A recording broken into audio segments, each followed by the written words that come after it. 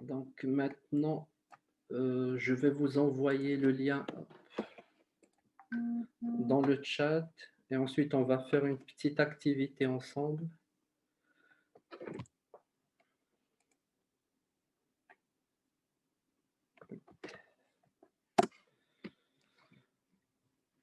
Oui, Christophe, donc là, en fait, on passe directement au sujet principal. Donc là, sur le board, si vous voyez donc, que je vous ai envoyé par le chat, déjà dites-moi si tout le monde peut y accéder. Je vois déjà que certains y sont déjà. Donc là, bon, j'ai pas été vraiment dans tous les détails de toutes les étapes, mais ici, j'ai mis quelques étapes de la gestion de produits à partir de nous avons une idée et jusqu'à nous réalisons un produit. Donc, jusqu'à nous travaillant sur le produit. Du coup, là, très rapidement, je vais vous dire, donc, on va avoir le management hors du produit. Par exemple, prendre la décision du déménagement des équipes, donc dans un autre endroit, dans un autre lieu. Ensuite, donc nous en avons parlé tout à l'heure, on doit avoir une vision et une culture globale. De cette culture peuvent émerger certaines idées par rapport au produit. Une fois que c'est validé, nous allons allouer du budget au produit. Donc, j'ai oublié tout à l'heure de vous dire que une fois que nous avons donc un produit, un product owner, c'est le product owner. Donc, ça, dans un monde idéal de l'agilité et de Scrum, dans un monde idéal, c'est le product owner qui prend toutes les décisions et qui fait la gestion du budget, du produit. Donc, pour l'instant, donc ici, nous ne parlons même pas encore de la gestion du produit, donc du budget du produit, mais nous parlons vraiment de allouer du budget au produit. Ensuite, nous avons le recrutement, la décision d'adopter de l'agilité ou d'adopter une autre méthodologie, etc. Ensuite, construire une vision du produit. Et après, bon, il y a quelqu'un qui a...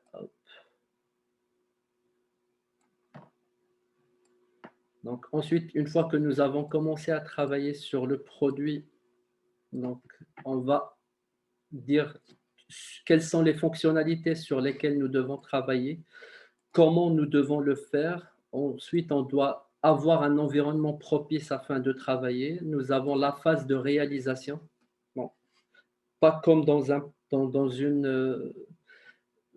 un état d'esprit qui est classique ou en cycle en V où on va vraiment tout faire donc en une phase, mais là c'est vraiment itératif. Donc réalisation itérative, enlever les obstacles et les impediments et ensuite formation des équipes, problématiques RH, etc. Donc ce que je vais vous demander de faire, c'est qu'on prend 10 minutes et pendant les 10 minutes, chacun va essayer dans ses petites post-it que j'ai ici. Donc, il suffit juste de double-cliquer dessus afin de pouvoir écrire. Dire ce que vous pensez de de chacune de ces étapes. Donc, est-ce que, par exemple, le management hors produit, est-ce que c'est le Scrum Master, Product Owner, Development Team ou alors le manager, le leader qui va le faire? Et si c'est quelque chose qui peut être fait par plusieurs personnes, dire quel est le rôle de chacun dans cette phase-là. Donc, si vous avez accepté ce qui est demandé, donc on se voit dans 10 minutes. Et donc, moi, je reste là, je vais me mettre en mute. Et ensuite, si vous avez des questions ou si vous n'avez pas compris l'une de ces phases-là, donc dites-le moi et ensuite je répondrai à vos questions. Je ne sais pas si vous avez compris en fait l'objectif de cette activité, c'est que déjà maintenant, sans que j'ai à expliquer quoi que ce soit, vous avez pu réfléchir, donc chacun dans son côté, et donc on commence plus ou moins à voir le rôle du manager. Donc là, on va essayer de parcourir les étapes Non, déjà, dites-moi si vous arrivez à bien m'entendre. Ah oui? Ça marche. Donc, on va essayer de voir toutes les étapes. On va voir là où tout le monde est d'accord sur le rôle. On va pas beaucoup détailler, mais par contre, là où il y a des divergences, on va essayer de s'attarder sur l'étape afin de mieux comprendre le rôle du manager dans une organisation agile. Et donc, là, plus globalement, nous n'allons pas discuter uniquement par rapport à un seul manager, et donc pas juste avec le line manager ou le manager hiérarchique, mais nous allons parler vraiment par rapport à tout le management, donc y compris le manager, la direction et la direction générale. Donc, premièrement, déménagement, donc le management hors produit, tout le monde est d'accord que c'est le manager. Ou alors, plus globalement, c'est le management qui va prendre de telles décisions. Donc là, une décision par rapport, donc, comme l'exemple que nous avons donné, déménagement des équipes, c'est une décision qui va être prise par le management. Ça peut être le manager direct, ça peut être la direction, mais de toute façon, c'est une décision plus ou moins que l'équipe va subir. Donc, dans une vraie organisation agile, ils auront quand même un rôle où on va prendre leur avis. Dans une très grande entreprise, on peut prendre leur avis, mais la décision viendra vraiment d'en haut. Ensuite, vision et culture globale. Donc là, je vois qu'il y a Product Owner, Scrum Master, comité exécutif, Product Owner, entreprise, RH, organisation, etc. Et donc là, vision et culture globale, nous parlons bien de cette étape-là. Organisation et vision. Et donc là, c'est la vision de toute l'entreprise. Donc je reprends l'exemple que j'ai donné au tout début, qui était de Starbucks, qui est notre vision.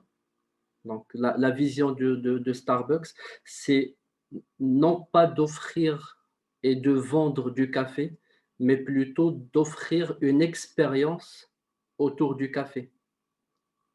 Et donc cette vision, c'est vraiment le management, le top management qui va l'avoir. Donc là, on n'est même pas encore sur le niveau produit. Donc, le product owner peut avoir donc, des inputs à son management afin de la construire, mais c'est, ou alors de l'adapter, de la changer, parce que nous voyons que quelques exemples très flagrants d'entreprises qui n'ont pas changé leur vision et leur donc, vision organisationnelle et qui ont coulé. Donc, par exemple, Kodak, qui ne s'est pas vraiment adapté, donc qui n'a pas adapté sa vision, la vision de l'entreprise. Nokia, qui n'a pas vraiment adapté sa vision niveau entreprise et donc qui ont coulé. Donc ici, c'est quelque chose qui va être fait par le management, donc par le manager, par sa direction, par la direction générale. Et donc c'est une vision qui va être donc la première brique et on va essayer de faire aboutir cette vision à travers plusieurs produits. Donc ici, c'est pas le product owner, c'est pas le Scrum Master, donc là, oui, ça va être, bon, certaines entreprises vont l'appeler le top management, certaines vont l'appeler le comité exécutif. Donc, dans les pays anglophones, on va l'appeler le C-level. Et donc, ici, c'est le rôle du management de faire cette étape-là. Ensuite, nous avons la validation d'une idée de produit. Et donc là, nous n'avons même pas encore un product owner. Le product owner n'est même pas encore identifié pour le produit parce que là, nous parlons d'une idée. Donc, nous avons une vision. Donc, ce top management ou alors ces managers étaient autour d'une table, ils étaient en train de réfléchir et ils ont trouvé que c'est bien de lancer un nouveau produit afin d'aboutir à cette vision globale. Donc, quand ils ont réfléchi à cette idée, qu'ils ont décidé, c'est bon, on va vraiment lancer le travail sur ce produit, le product owner n'est même pas encore identifié, donc il n'existe même pas encore. Donc ici, pareil, c'est le manager qui va le faire. C'est pas le product owner, c'est pas le product avec le owner avec les stakeholders parce que, comme j'ai dit, donc je le répète, le product owner n'est même pas encore identifié. Donc c'est le manager qui va dire oui, on va valider cette idée et nous allons commencer à travailler. Donc on va transformer cette idée en produit et nous allons commencer à travailler sur la réalisation de ce produit. Donc, une fois qu'on a validé l'idée, là, on va allouer du budget au produit. Et donc, là encore, le product owner, soit c'est un nouveau recrutement, nouveau recrutement n'est pas encore fait, soit c'est une mobilité interne. Et donc, pareil, le product owner n'est pas encore identifié. Et donc, ici, nous n'avons pas encore de product owner. Et donc, allouer le budget au produit, ça va être une décision qui va être prise par la direction générale ou alors par le manager. Donc, ça dépend de quel niveau nous parlons parce que là, c'est aussi par rapport à la scalabilité du produit parce que il y a un exemple que j'aime énormément, c'est que donc, il y a dans le volant d'une voiture, nous avons de petits boutons afin de monter et descendre le son. Est-ce que ces boutons-là, est-ce qu'on va les considérer comme un produit? Oui, on va les considérer comme un produit. Donc là, bon, j'ai sous la main un petit. Bon, ça, c'est de ma formation Product Owner. En fait, je ne comptais pas en parler, mais ça tombe bien que je l'ai. Donc là, qu'est-ce qu'un produit? C'est un objet ou un service qui a besoin de deux choses, qui a besoin, ou alors de trois choses.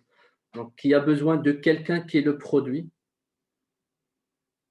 d'un customer, et donc ce customer, ce client, c'est soit qu'il est prêt à payer de l'argent, donc le produit est vraiment adapté à une clientèle, ou alors ça peut être un produit interne, et donc ça nous permet de faire diminuer les coûts. Et donc là, par rapport au bouton pour régler le son dans le volant, donc ça a une équipe qui va le réaliser, ça a un customer qui va l'utiliser, et donc c'est inclus dans le prix de sa voiture, et qui va lui résoudre un problème. Donc là, c'est le troisième point. Donc le bouton, c'est un produit. On peut, dans une autre entreprise, considérer que le produit, c'est carrément le volant. Et donc là, c'est un autre niveau. Ou alors, on peut considérer que toute la voiture, c'est un produit. Et donc là, ça va dépendre vraiment de la scalabilité et de qu'est-ce que nous appelons un produit dans notre entreprise. Mais donc, ici, de toute façon, ça va être le management qui va allouer du budget à ce produit. Mais ensuite, une fois que le budget est alloué à ce produit-là, la gestion de ce budget, la gestion de cet argent, c'est le product owner qui va la faire.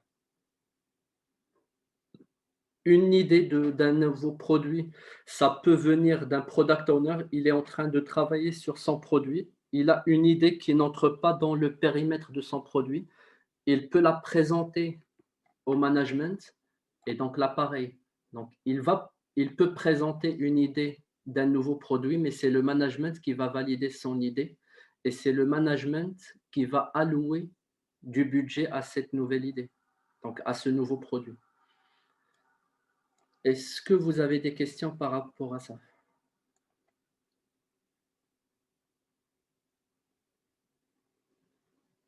Parce que j'ai vu que la plupart ont mis que c'était bon. Tout le monde a mis que c'était le product owner. Donc, est-ce que là, c'est plus clair pour vous que... Non, c'est pas du tout clair. Donc, Kautar, qu'est-ce qui n'est pas clair pour toi? Si, je disais que c'était clair. Je me suis également trompée, mais du coup, les explications sont très claires et j'ai très bien compris. Merci.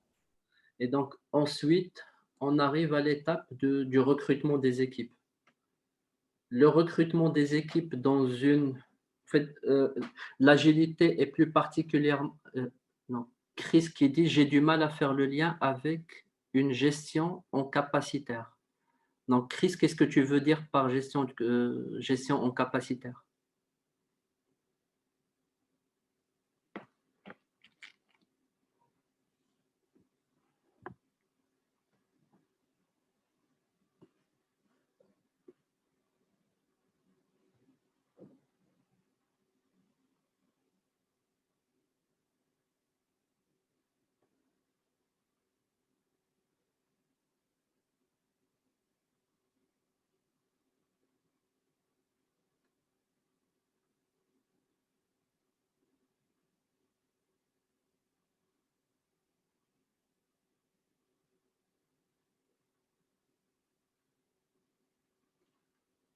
La capacité est allouée au départ.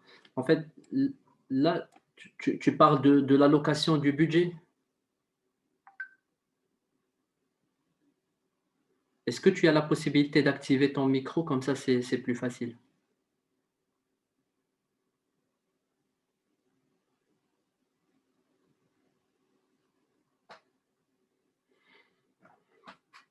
Donc là, l'allocation du budget, donc, ce qu'on a dit, c'est que, par exemple, bon, je travaille, donc on reste, malheureusement, non, d'accord.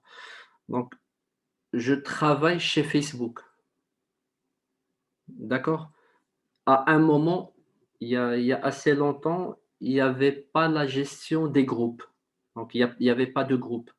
Et donc, j'arrive, je propose à la direction, je leur dis: «Ce serait bien qu'on fasse des groupes et que quelqu'un va créer le groupe, il va inviter les personnes, toutes les personnes qui sont intéressées par le même sujet vont rejoindre ce groupe et ils peuvent partager des choses ensemble, et cetera».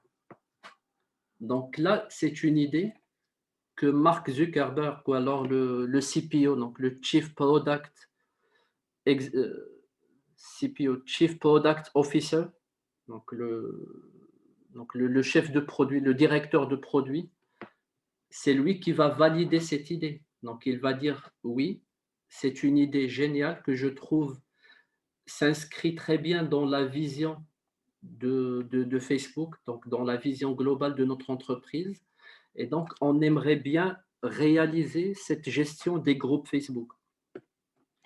Mais par contre, ensuite, ils vont dire: «Oui, nous avons un produit, nous avons décidé que nous allons vraiment réaliser ce produit.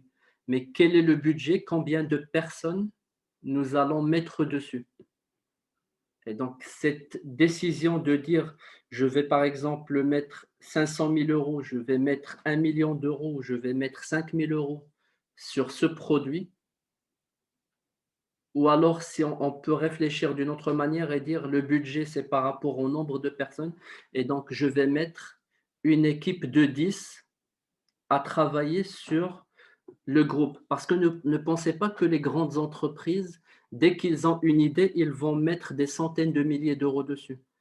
Ils vont vraiment essayer de valider le concept, d'essayer de voir si les gens aiment vraiment ce concept avant de mettre énormément d'argent. Et donc, on va dire, on va mettre 5 développeurs dessus et si ça marche, on va essayer d'augmenter la capacité. Et donc, c'est le management qui va dire, donc le budget, ça correspond à un nombre de personnes et donc qui va dire, nous allons lancer un nouveau produit au sein de notre grand produit qui est Facebook qui va être la gestion des groupes et à cette gestion des groupes, on va mettre 5 développeurs à temps plein. Et donc cette décision d'allouer le budget initial ou alors de rallouer donc les groupes, ça marche super bien. On arrive à gagner plus d'argent et plus d'utilisateurs à travers les groupes et donc on va recruter une deuxième équipe. Dans le détail, on va juste, donc le management va allouer plus de budget et c'est le product owner qui va décider s'il veut créer une nouvelle équipe ou s'il veut recruter de nouvelles personnes dans les équipes de développement. Donc l'allocation du budget, c'est le manager qui le fait. Donc, est-ce que là, j'ai répondu à ta question, Chris, ou est-ce que tu as besoin de plus d'explications?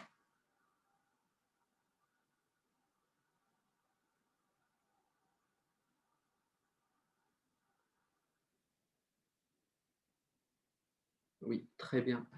Donc, ensuite, là, nous avons dit, donc, si on reste dans ce même exemple, on veut allouer un budget équivalent à 5 développeurs pour. Bon, en fait, là, c'est pas un vrai exemple. Donc, je l'ai inventé tout de suite. Et donc, je ne sais pas chez Facebook combien de personnes ni quel budget ils ont mis pour ça.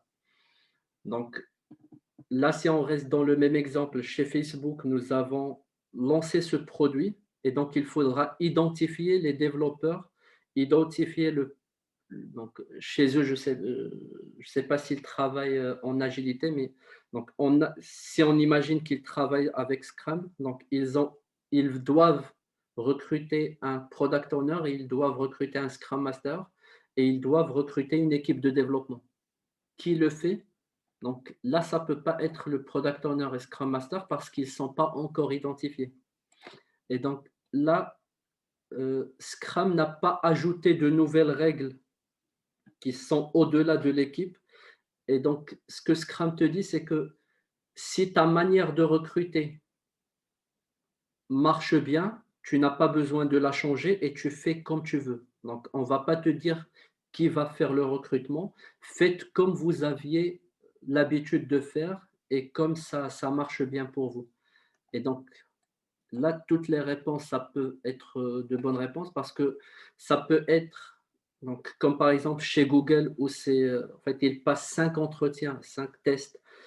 Et donc, à chaque fois, c'est des équipes différentes qui passent les entretiens. Et la plupart du temps, ce sont des développeurs d'autres équipes, ou alors si c'est une équipe qui existe déjà, qui vont participer à ça. Si vous faites ça et que ça marche bien pour vous, continuez à le faire comme vous aviez l'habitude de faire. Si c'est le manager qui s'occupe du recrutement et que ça marche bien dans votre entreprise, continuez à le faire. Et Scrum ne vous dit pas de changer cette manière de faire. Mais par contre, ça ne peut pas être le product owner, Scrum Master ou Development Team de la même équipe parce que cette équipe n'existe pas encore. Et même si l'équipe existe et qu'on veut rajouter de nouvelles personnes, ces nouvelles personnes, on les recrute de la manière dont nous avons l'habitude de faire. Donc, si on veut intégrer, donc ça c'est un conseil, donc d'intégrer l'équipe de dev et globalement l'équipe Scrum dans le recrutement de cette nouvelle personne, c'est tant mieux, mais ce n'est pas une obligation. Donc, on fait comme on avait l'habitude de faire. Et donc, le manager a un rôle dans ce recrutement-là. Donc, ensuite, nous avons recruté ces personnes et est-ce que nous allons travailler en cycle en V, en waterfall, ou est-ce qu'on va travailler dans l'agilité? Donc, c'est une décision du management. Donc, parce que ça et ça va se faire en parallèle, parce que l'un donne l'input à l'autre. Donc, ici, pareil, c'est le rôle du manager. Et donc, c'est le manager qui va travailler sur ça. C'est le manager qui va décider est-ce que on va travailler sur l'agilité ou est-ce qu'on va travailler hors agilité. Et donc, moi-même, je suis coach agile et pourtant, je ne vais pas conseiller ou alors je ne vais pas coacher toutes les entreprises que je coach donc, sur tous les produits d'adopter de l'agilité. Donc, on ne va pas rentrer dans le détail, mais l'agilité, elle marche très bien dans un domaine complexe, donc dans un environnement complexe. Par contre, quand c'est un environnement simple où on connaît, donc on sait, c'est prédictif et que nous savons ce qu'on doit faire exactement, on peut faire les pratiques de l'agilité, mais ça n'a pas beaucoup de sens et on ne va pas avoir beaucoup d'intérêt et on ne va pas avoir beaucoup de profit à faire en agile. Et donc, cette décision, ça va être le manager qui va la prendre. Mais en même temps, c'est une décision que lui doit prendre, mais qui doit s'inscrire dans la vision et dans la culture globale de l'entreprise. Et donc, c'est pour ça que c'est pas que le manager qui va le faire, mais tout le management. Donc, le manager, sa direction, et cetera. Donc, tout le ma quand je dis manager, ça veut dire le manager est au-dessus. Ensuite, c'est là où nous arrivons à la construction de la vision du produit. Et donc, la vision du produit, c'est là. D'ailleurs, ce qu'il faut savoir, c'est que ici, là, quand on parle de business stratégie, c'est quelque chose qui va être fait par le management, mais par contre, le product owner peut y participer. Donc, c'est pas un owner de cette business stratégie. C'est pas lui le donc accountable, c'est pas lui qui en est responsable, mais il peut y participer.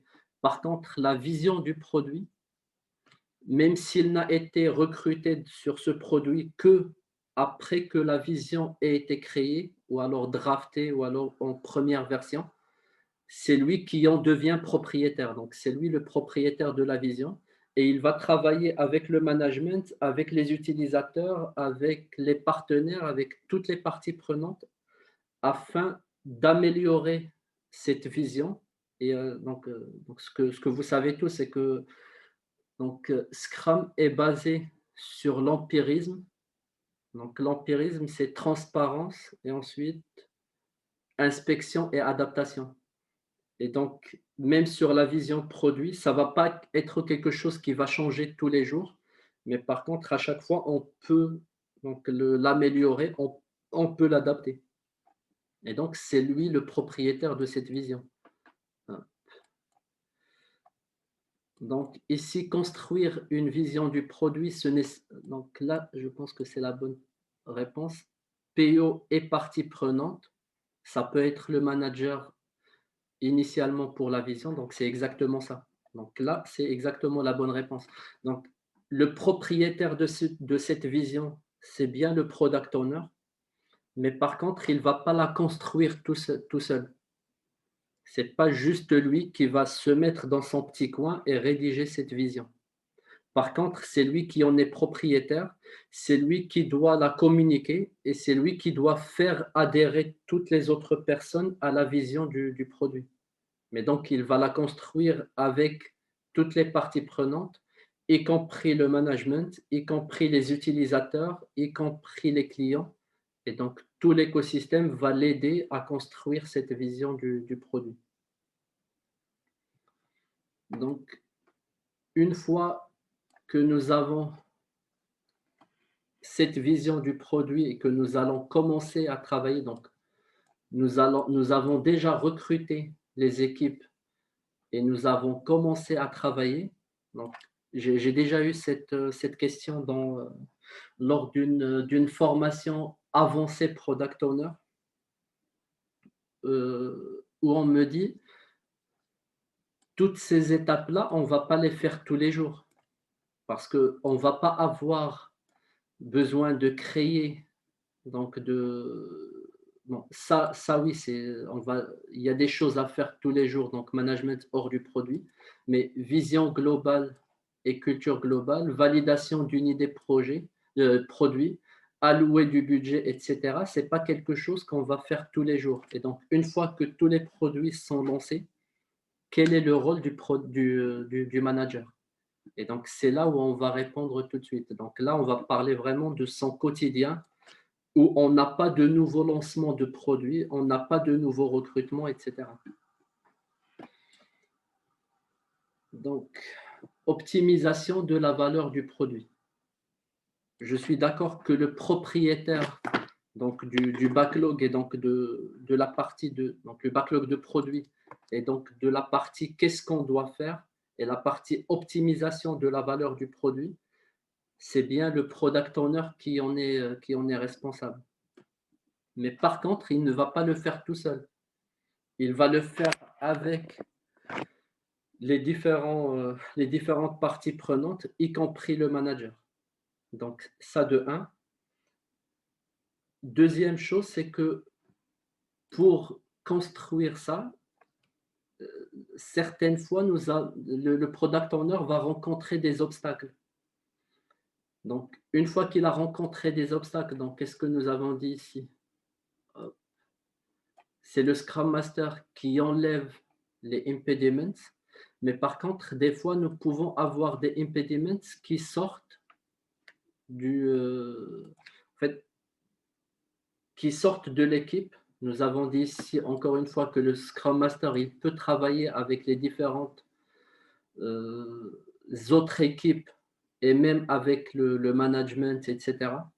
Mais par contre, il y a des choses qui vont être au-delà de, donc, du pouvoir que l'entreprise lui a donné.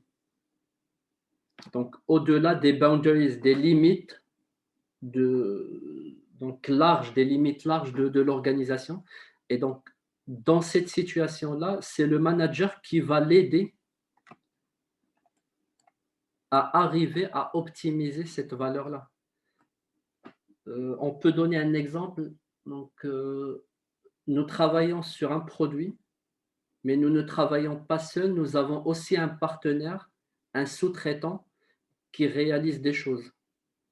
Et donc, le sous-traitant, il y a un problème avec ce sous-traitant-là et le product owner, il ne sait pas le régler. Le Scrum Master, il ne sait pas le régler.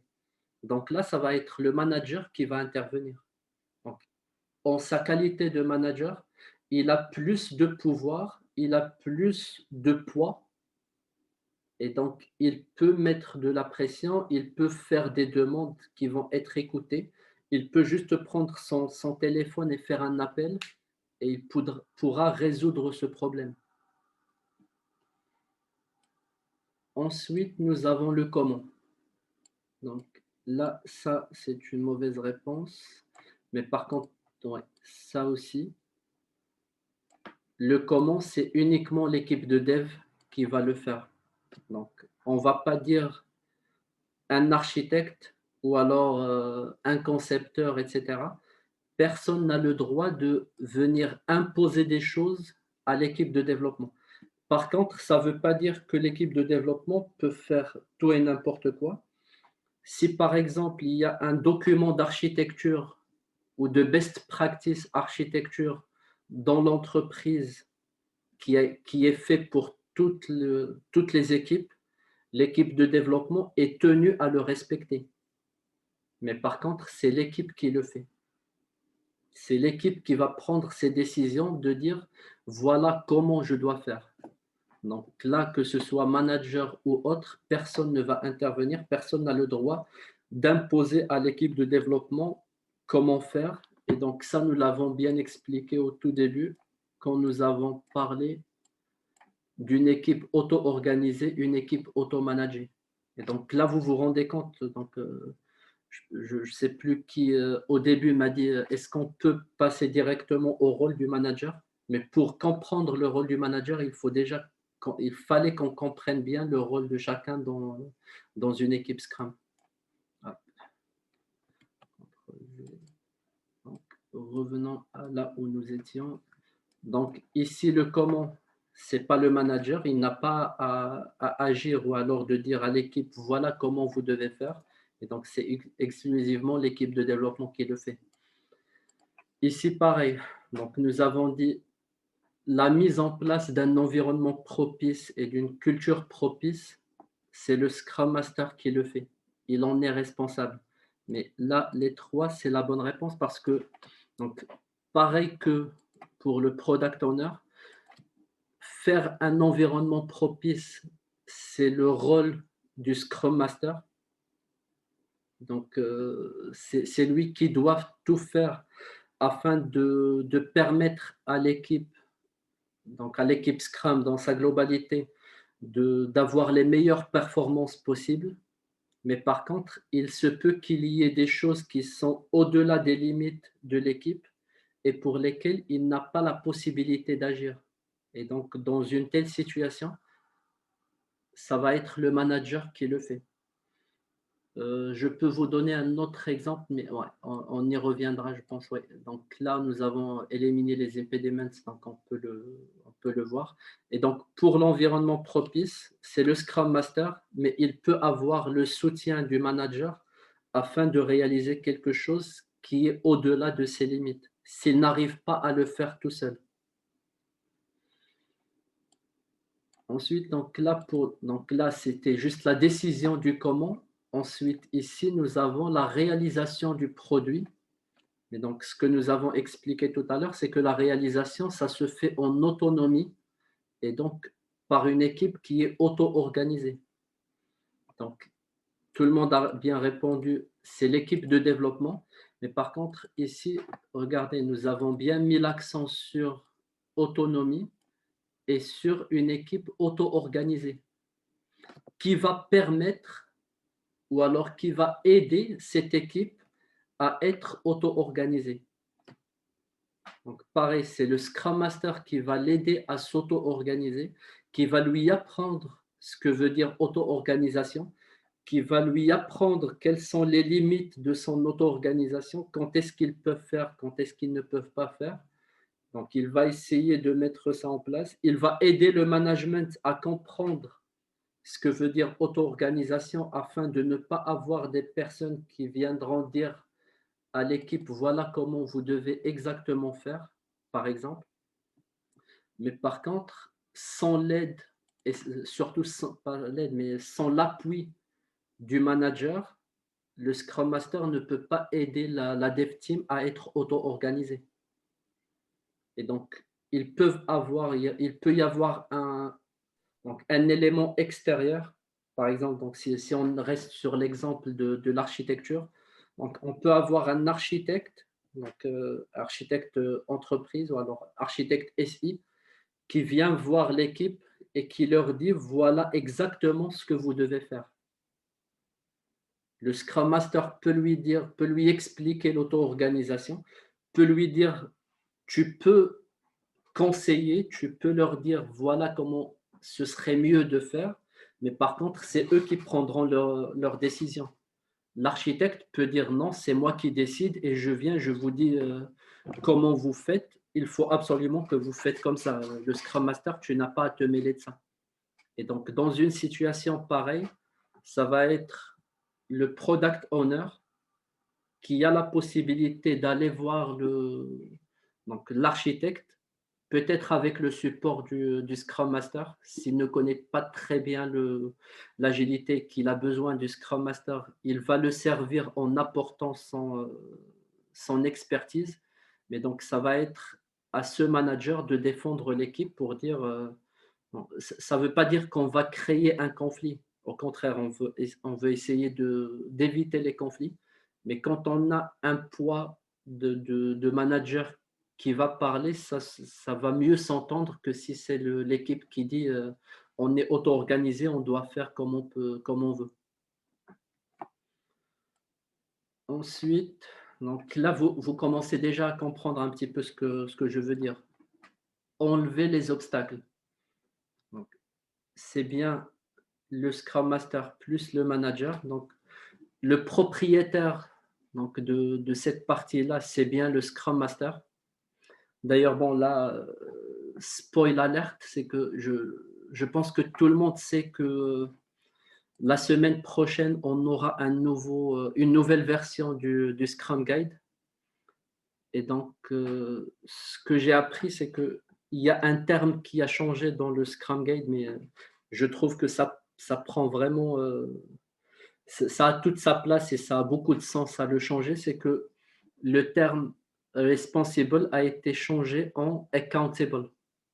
Donc, le problème avec la langue française, c'est que les deux ont la même traduction. Donc, responsible, on le traduit par responsable, et accountable, on le traduit par responsable, mais en réalité, accountable, c'est la personne qui rend des comptes.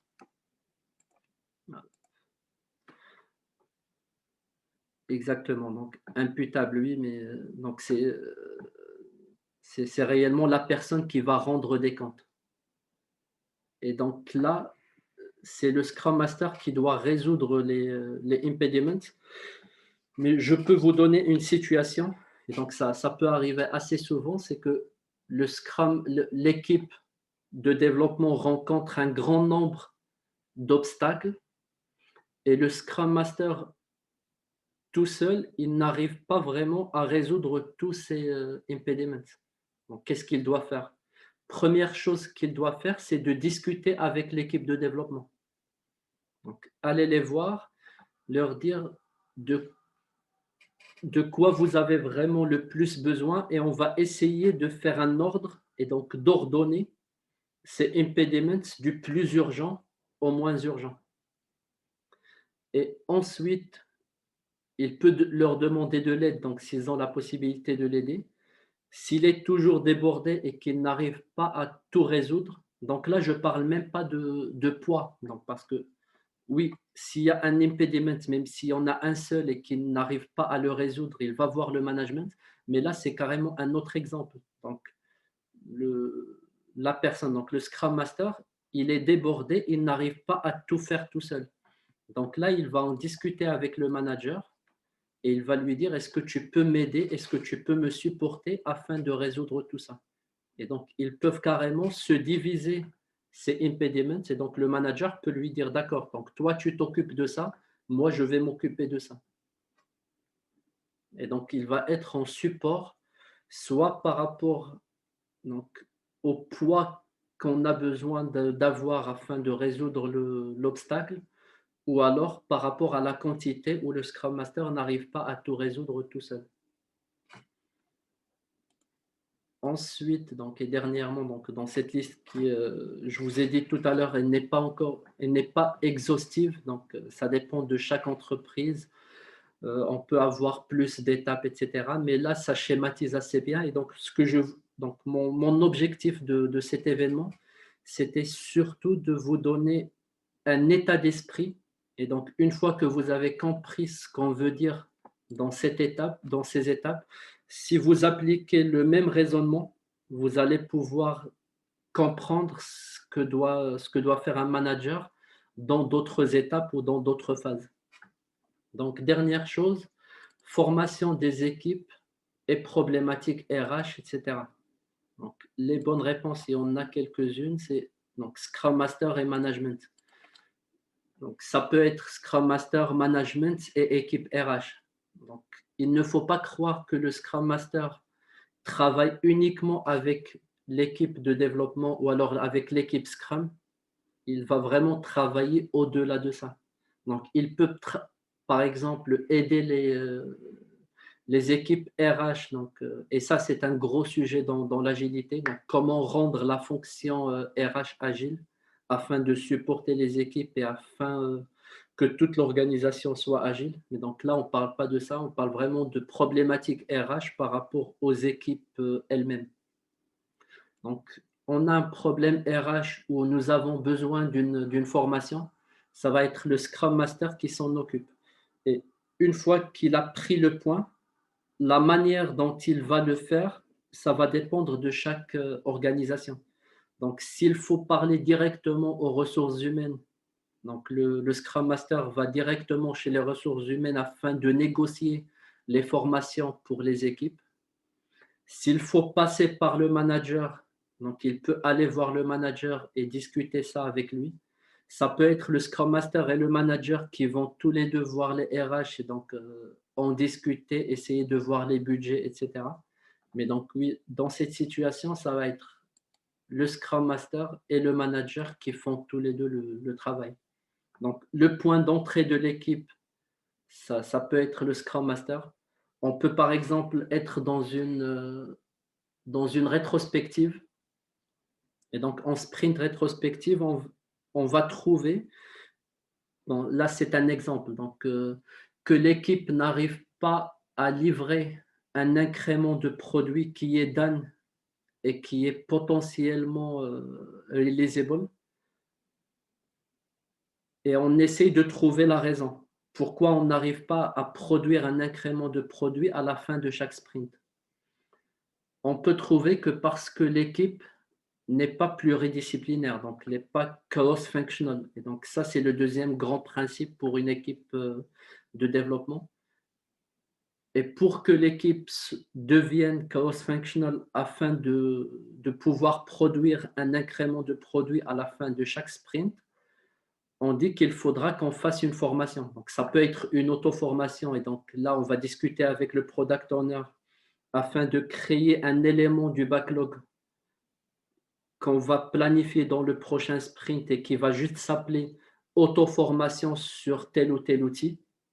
Et donc, ça va être un élément du backlog pareil que tous les autres, parce que dans le backlog, on n'a pas que des fonctionnalités. Ça peut être des fonctionnalités soit sous forme de user stories, soit une autre forme, donc peu importe le format. Ça peut être des tâches techniques qu'on peut appeler aussi tech stories, et ça peut aussi être de la formation, ça peut aussi être des actions de la rétro. Et donc, cet élément du backlog, il va être estimé, il va être vraiment avoir toutes les caractéristiques d'un élément du backlog comme tous les autres. Et donc, une fois que nous avons, donc, là, ils ont pu le faire en auto-formation. Il y a d'autres situations où ils ne peuvent pas le faire en auto-formation, ils ont absolument besoin d'une vraie formation. Donc, d'une formation avec un formateur, de passer peut-être 1, 2, 3 journées à le faire. Et donc, ce point-là, ça va être le Scrum Master qui le prend. Mais après, en fonction de l'organisation de l'entreprise, est-ce que c'est le manager qui récupère le point et qui le traite avec les ressources humaines? Ça peut être le Scrum Master qui va directement le discuter, comme on a dit. Et donc, ça, là aussi, c'est le Scrum Master et c'est aussi le manager. Donc, quand le Scrum Master n'arrive pas à faire tout seul, ça va être le manager qui le fait.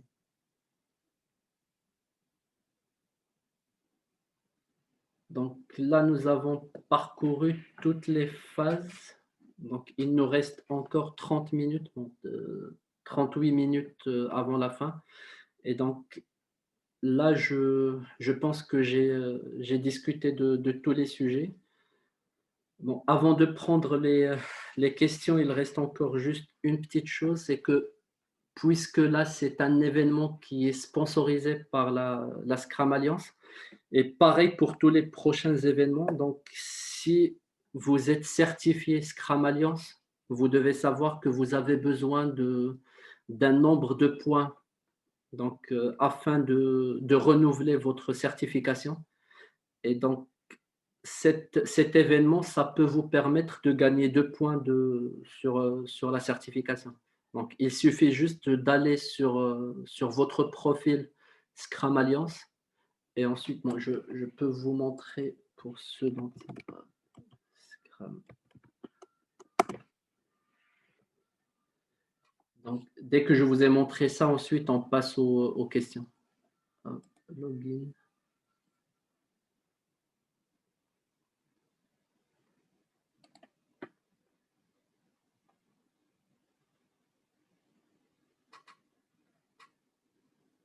Donc, là, ce sont les points dont vous avez besoin.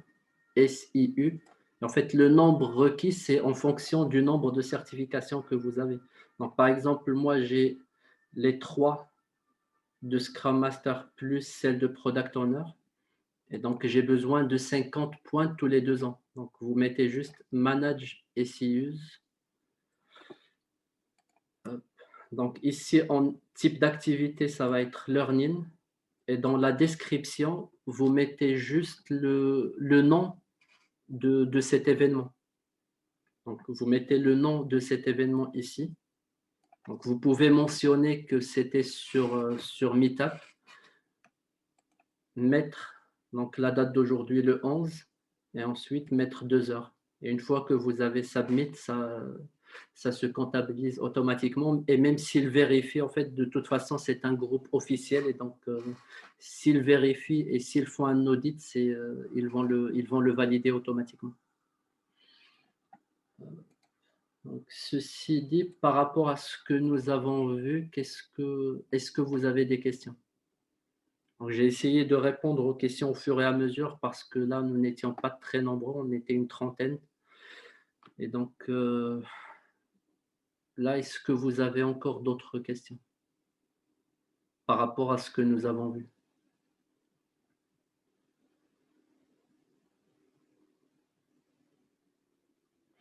Donc, finalement, que fait le manager de nouveau? Donc, je réponds à la question de Kautar, c'est que, premièrement, le management va travailler en amont du produit. Donc, Chris qui dit: «Je vais devoir vous laisser malheureusement. Merci beaucoup Zakaria, c'était très intéressant. J'aurais aimé pouvoir rester pour discuter du rôle du manager au quotidien. Que lui reste-t-il qui puisse occuper son temps quand il avait auparavant un rôle de support, d'expertise? Excellente soirée». Donc merci de ta présence Chris, et donc pour voir les autres, événements, donc celui qui existe déjà et ceux qui viendront, donc tu peux voir sur Meetup. Et merci de ta présence. Donc, pour récapituler, Kautar, donc, premièrement, il va travailler sur tout ce qui est en amont au lancement du produit. Donc, c'est-à-dire établir une vision globale.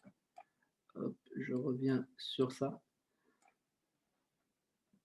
Établir une vision globale de l'entreprise ou alors du domaine sur lequel il travaille ou de la direction qu'il gère. Valider de nouvelles idées produits, donc lancer de nouveaux produits. Il travaille aussi sur l'allocation des budgets pour ces nouveaux produits. Parce que si je suis manager et que j'ai une allocation, par exemple, de 3 millions d'euros à gérer sur l'année 2021, donc ça va être à moi de décider où va l'argent. Donc je vais dire, je vais avoir 300 000 euros qui partent sur le premier produit, 400 000 euros sur le deuxième et 300 000 euros sur le troisième.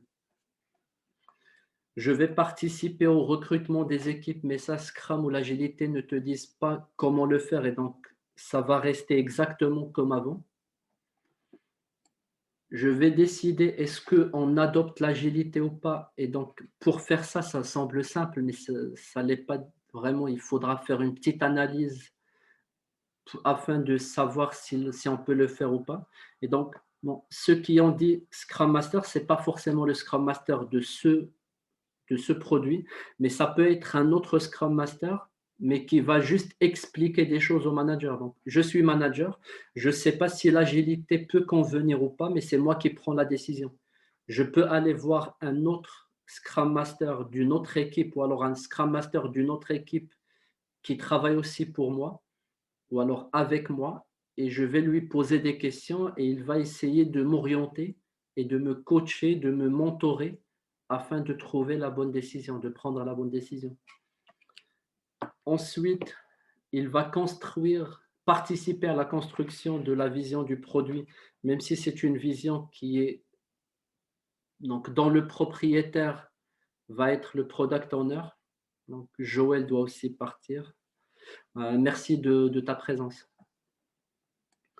Et donc ensuite, il va devoir supporter tous les rôles, donc toute l'équipe Scrum dans ce qu'elle fait.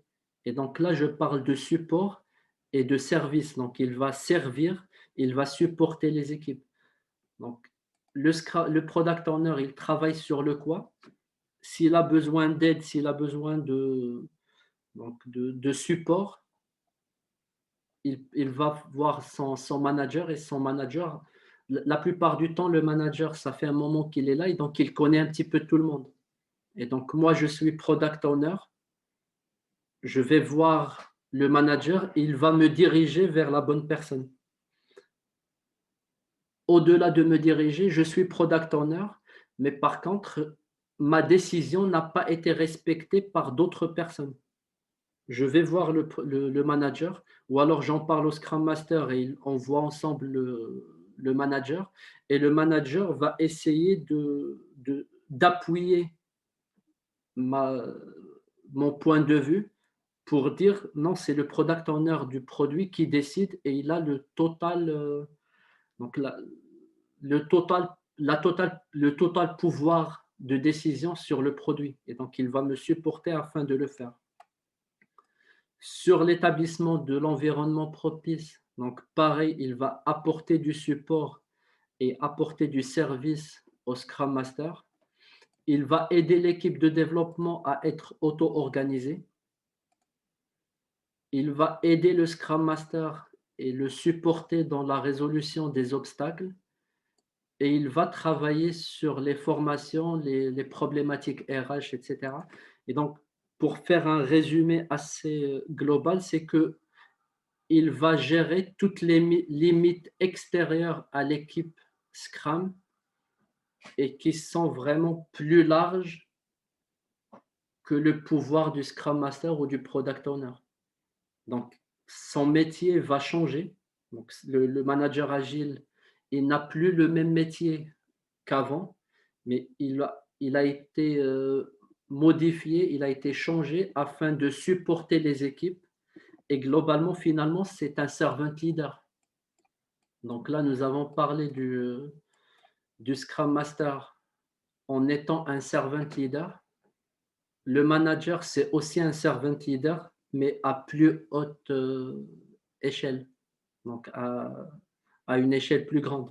Et donc, la plupart du temps, on va avoir un manager qui gère plusieurs produits. Donc, il peut avoir à gérer 5 ou 6 produits.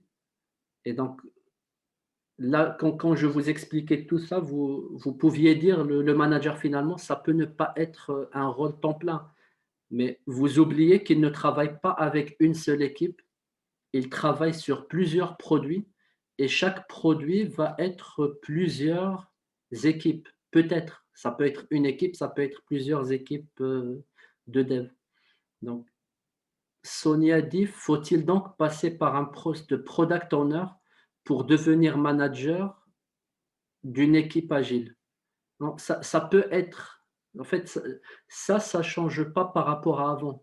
Donc, l'agilité ne change pas ce qui se faisait dans les entreprises avant.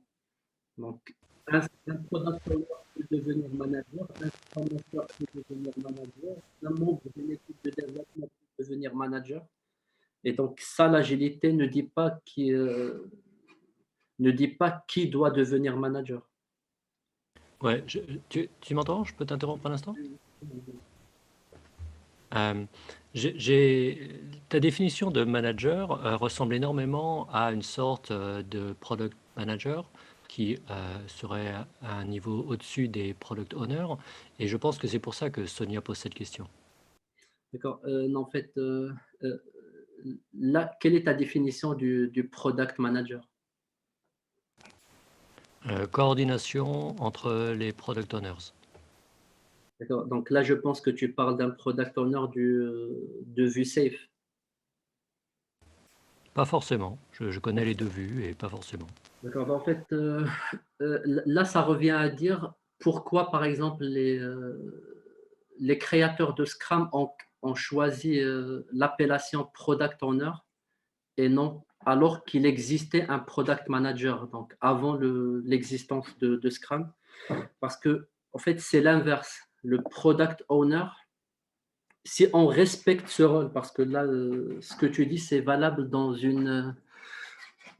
des entreprises qui font du faux Scrum.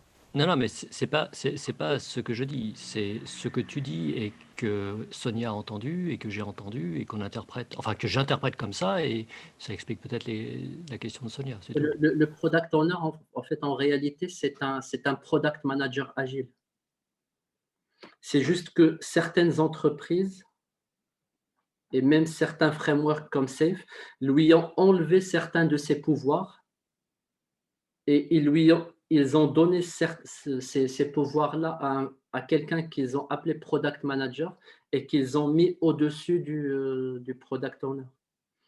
Parce que non, le product manager, s'il y en a un, même si normalement dans Scrum, on ne va pas en avoir un, il ne va pas aider le Scrum Master à établir un environnement propice. Ce n'est pas son rôle. Il travaille dans le management de produits, donc il ne va pas travailler sur ça. Il ne va pas enlever les obstacles à l'équipe de développement. Et donc, même ce que tu définis par faire la coordination entre plusieurs produits, on n'a pas forcément besoin d'une autre personne que les différents product owners afin de faire cette coordination. Donc, si j'ai deux produits qui ont des dépendances entre eux, J'ai pas besoin d'une personne externe. Donc, les product owners peuvent discuter entre eux, peuvent faire une coordination entre eux et prendre les décisions chacun sur son produit. Par contre, s'il y a un conflit, si on n'arrive pas à s'entendre, c'est là où on peut avoir besoin du manager afin de nous aider. Mais donc, en réalité, le rôle du product owner, en fait, le rôle du product owner, ça fait product manager, mais il a plus de pouvoir que ça. Donc, le rôle du product owner, en réalité, c'est plus que simplement un product manager. Donc, c'est le management du produit plus d'autres choses. Par exemple, le product manager dans une organisation qui n'est pas Scrum, il ne va pas s'occuper de la gestion du budget, alors que dans Scrum, le product owner, il fait aussi la gestion du budget. Est-ce que ça répond à ta question? Je n'avais pas de questions. Je faisais un commentaire. D'accord.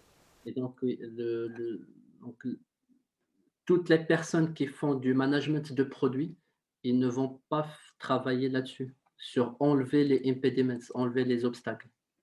C'est le Scrum Master avec l'aide du manager. Il ne va pas établir un environnement propice, c'est le Scrum Master avec le manager.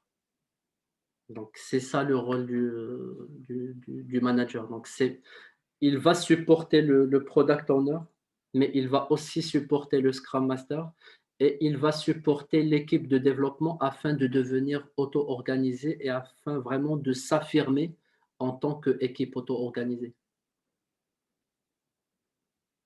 Donc finalement, son rôle au quotidien, ça va être supporter toutes les équipes quand ils n'arrivent pas à faire quelque chose eux-mêmes.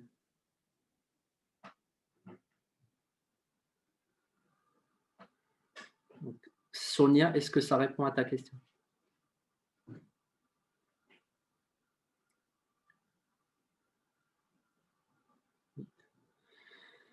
Est-ce que vous avez d'autres questions?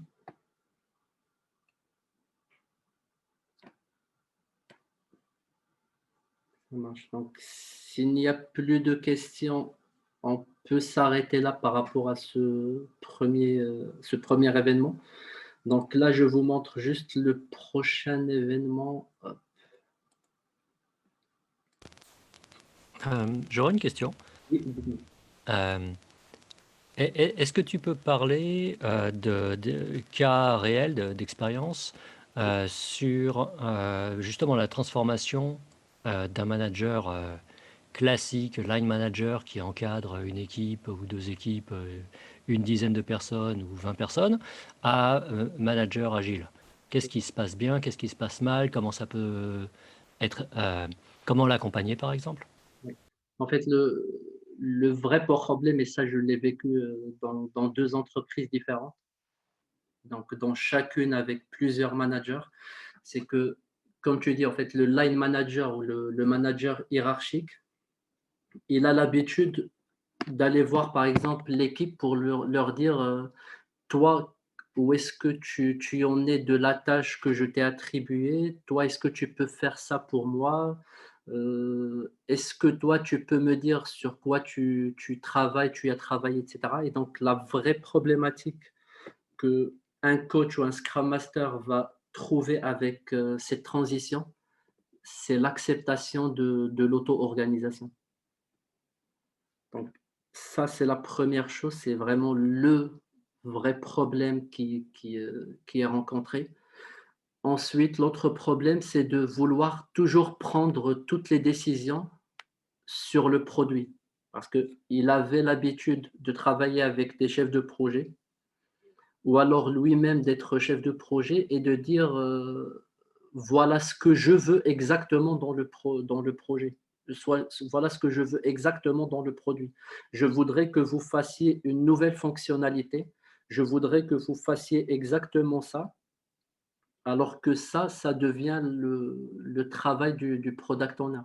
Et donc, finalement, sur la transition, c'est surtout ce que les line managers considèrent comme une perte de pouvoir dans le passage à l'agilité, parce que certains de ces pouvoirs, ils vont partir chez le Scrum Master, certains vont partir chez l'équipe de développement qui va s'auto-organiser, alors que lui, il avait l'habitude de leur dire exactement ce qu'ils doivent faire et de comment faire. Donc, il peut venir leur dire non, là, je ne voudrais pas que vous utilisiez ce framework, je voudrais que vous en utilisiez un autre. Ou alors, pourquoi vous utilisez cette librairie?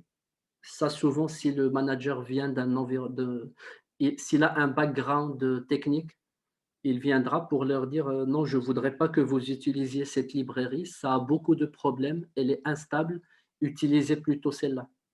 Et donc, quand on devient agile et qu'on a besoin d'une équipe auto-organisée, donc c'est là où c'est vraiment problématique.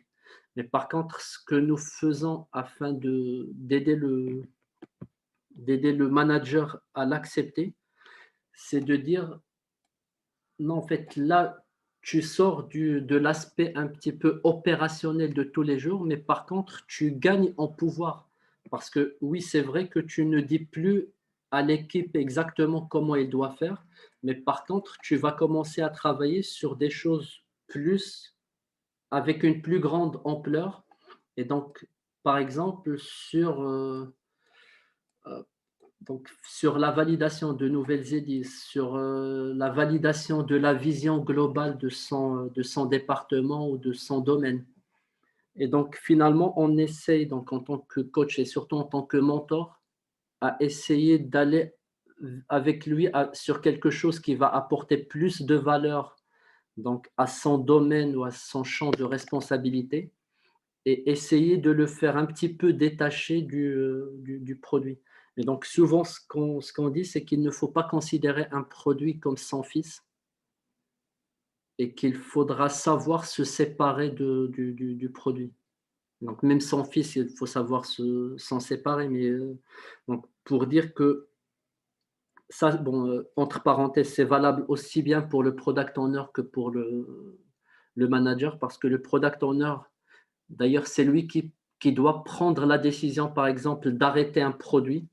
Et donc ça, on le voit tous les jours chez Google, chez Facebook, etc., où ils lancent un produit, ça ne marche pas et ensuite ils le tuent. Ou alors chez Apple, par exemple, quand ils ont tué l'iPod.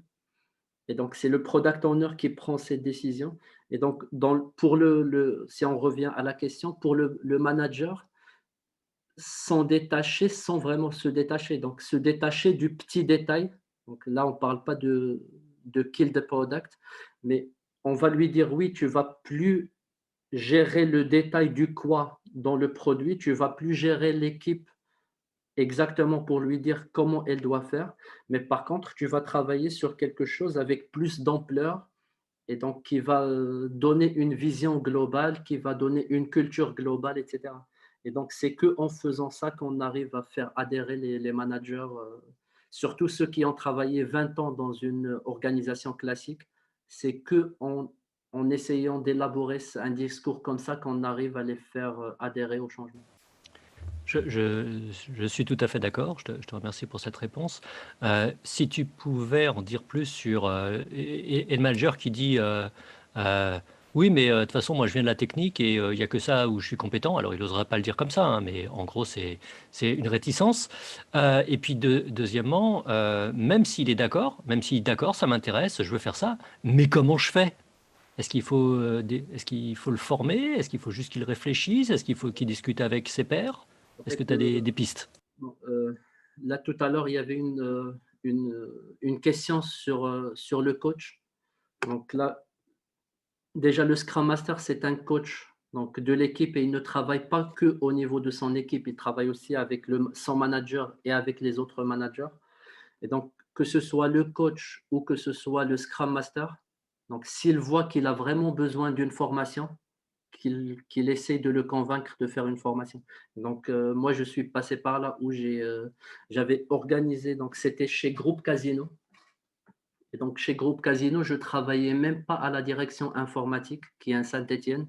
Donc, j'étais là à Vitry-sur-Seine. J'étais dans une direction métier qui avait travaillé, en fait, qui avait finalement discuté avec la DSI, qui avait voulu lancer le produit et le gérer en interne dans leur direction. Et donc, carrément, j'avais fait une formation au management et il y avait même une personne du top management, donc une directrice, où il me dit non, moi, je ne peux pas laisser les équipes faire comme elles veulent.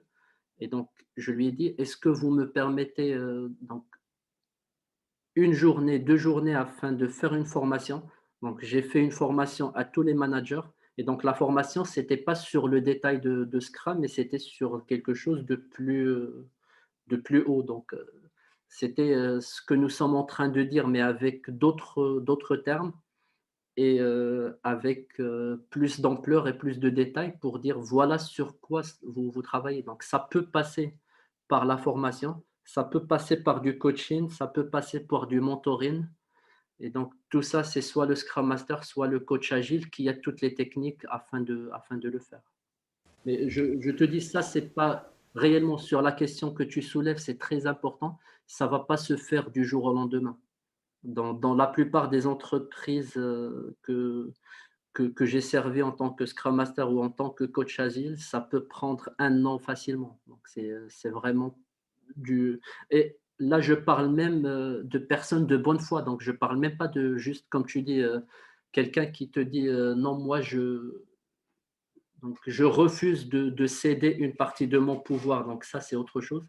Mais pour quelqu'un qui te dit juste que: «Je ne sais pas comment faire, il faudra que tu m'accompagnes», ça peut facilement prendre 1 année ou plus afin d'arriver donc à un travail optimum et c'est le rôle du Scrum Master ou du coach agile de faire ça. Ça peut passer par du coaching, comme j'ai dit, du mentoring, de la formation et cetera. Merci beaucoup. D'accord. Tu avais d'autres questions ou d'autres remarques?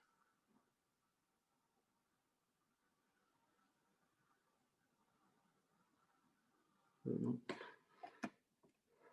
OK, donc avec les personnes qui restent, donc est-ce que vous avez d'autres questions avant de passer à autre chose?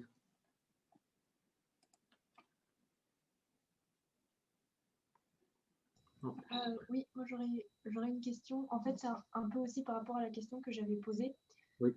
En fait, moi, là, je vais entrer sur le marché du travail et je voulais donc me former aux méthodes agiles.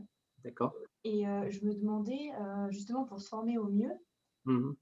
est-ce qu'il faudrait commencer peut-être par un poste de product owner ou bien il est possible de rentrer directement en tant que manager? Mais par rapport du coup à ce que vous avez expliqué, il me semble qu'il faut quand même avoir une certaine expérience puisque ce sont des responsabilités un peu plus élevées. La plupart des entreprises ne vont pas prendre un manager qui sort d'école. Quoique il y a certaines, on peut avoir certaines, exceptions chez des startups et donc ça n'a rien à voir avec l'agilité, mais la plupart des entreprises ne vont pas prendre un manager, qui sort d'école. Mais par contre, donc product owner, c'est un rôle qui doit connaître son métier et donc, par exemple, si je suis product owner dans l'édition juridique, je ne peux pas juste dire, parce que j'ai fait 5 ans de gestion de projets digitaux, dans l'édition, je peux facilement devenir product owner, donc par exemple dans la grande distribution. Donc j'ai les bonnes techniques, j'ai une manière de gérer le backlog, de voir la valeur du produit et cetera. Mais par contre, il faudra que j'apprenne le métier de la grande distribution afin de devenir, product owner dans la grande distribution. Donc si tu veux devenir, product owner, ça va dépendre du métier que tu connais afin de du coup, le product owner, il a les 2 compétences.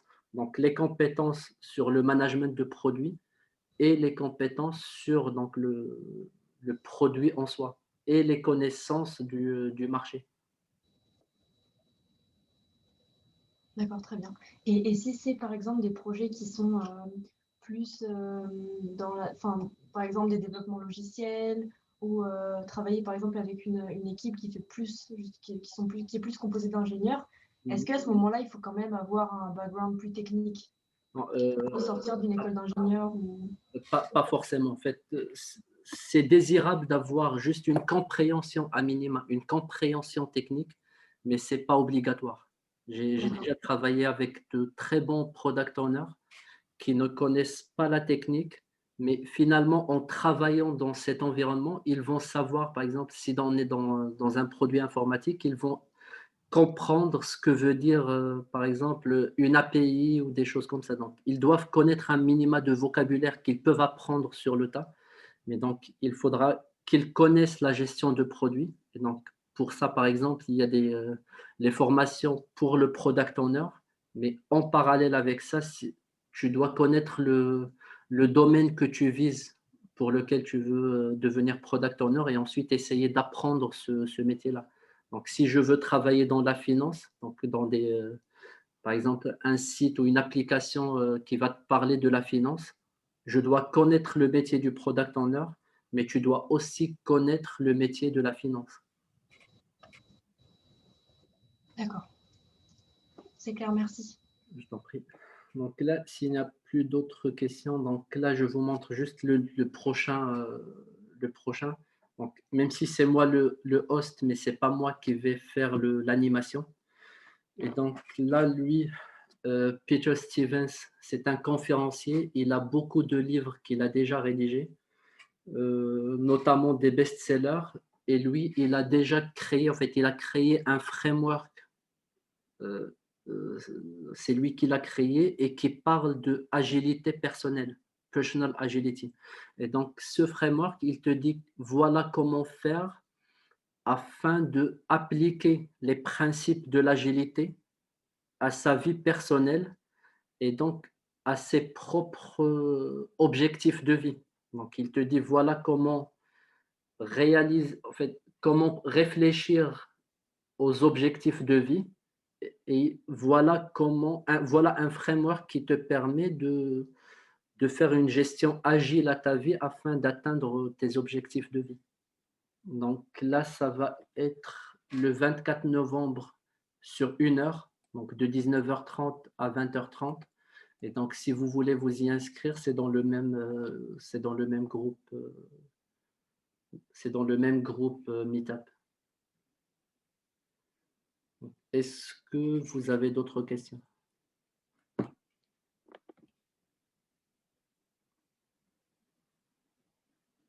Non. Donc, si vous n'avez pas d'autres questions, donc on peut s'arrêter là. Merci beaucoup à tout le monde et j'espère que donc là, comme sur l'agilité, on va essayer d'adapter, d'inspecter et essayer à chaque nouvel événement de faire mieux que la dernière fois. Et donc, n'hésitez pas à m'envoyer un message si vous avez des remarques ou si vous avez des questions ou si vous avez des remarques par rapport à ce que nous avons fait aujourd'hui. Donc, des remarques afin que j'améliore les prochains événements. Et donc là, je vous mets pour ceux qui restent. Donc, il y a une dizaine qui est déjà partie.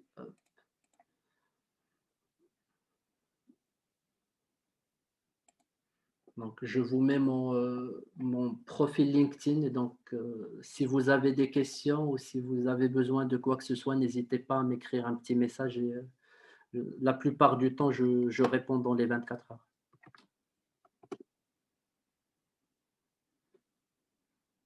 Ça marche. Merci beaucoup tout le monde et à très bientôt. Bonne soirée. Bonne soirée.